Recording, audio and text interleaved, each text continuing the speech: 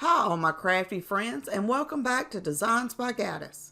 If you're new here, welcome. I'm so glad you found my channel. Be sure to like this video and subscribe. By doing so, you will help others, just like yourself, be able to find my home decor DIY videos. I picked up this little bucket on a recent trip to Goodwill. I thought it was cute and that it would make a cute little decor piece for this spring. And the best part was the price was $1.99. You can't beat that. If you haven't checked out your local Goodwill for amazing deals, you will definitely need to go. I am always finding things I can use. I didn't like the eggs on the front and wanted to freshen up the bucket a little. I used some 220 sanding paper to remove as much of the eggs as I could. I was actually hoping it would remove all the paint. If it would have, I probably would have just left the bucket like it was without the eggs on them. Once I was finished sanding, I wiped the bucket down to remove all the sand dust before painting. The paint I used was Waverly Plaster. It's the closest I can find to white. I can't find white Waverly paint anywhere around me. I painted the entire bucket, including the metal around the top and the bottom of the bucket.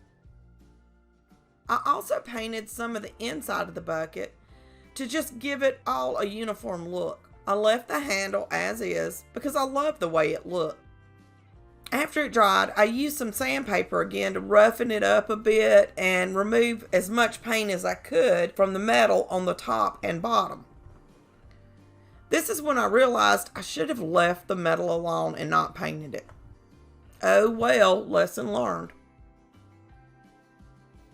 Once I finished sanding, I used another wet wipe to wipe down the bucket to remove all the sand dust and to also clean my hands. I found this cute cut file for free on Design Bundles. I'll leave a link in the description for this free cut file. I did a little editing to the file in Design Space and cut it out on black matte vinyl. I applied the vinyl to transfer tape and then applied it to my bucket. I think this little bucket is perfect for spring and Easter. And look at how stinking cute it is on this bucket. First, I used some of this Dollar Tree Easter basket grass and added it to the bucket to give something for my carrots to sit in.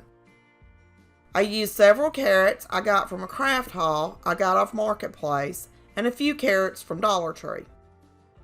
I sporadically placed them in the bucket until I liked the way they look.